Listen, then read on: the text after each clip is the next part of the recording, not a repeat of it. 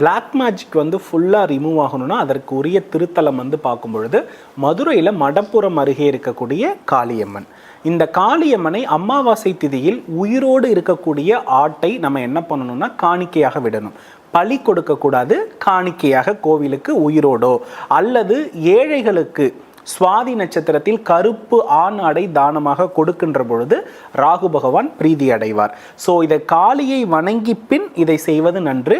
காளியை அமாவாசை தினத்தில் வழங்கலாம். அதற்கு பிறகு சுவாதி நட்சத்திரத்தில் வணங்கி பின் இந்த ஆடை ஏதாவது ஒரு ஏழைக்கு தானம் கொடுக்கும் பொழுது முழுமையான நிவாரணம் கிடைக்கும். பொதுவாக கண்டிப்பாக இடுகாடு பக்கத்திலேயோ சுடுகாடு பக்கத்தில், இடுகாடு என்றால் புதைத்தல், சுடுகாடு என்றால் எரித்தல், இந்த ரெண்டு இடத்துலையுமே கண்டிப்பாக என்ன பண்ணக்கூடாதுன்னா இருக்கவே கூடாது.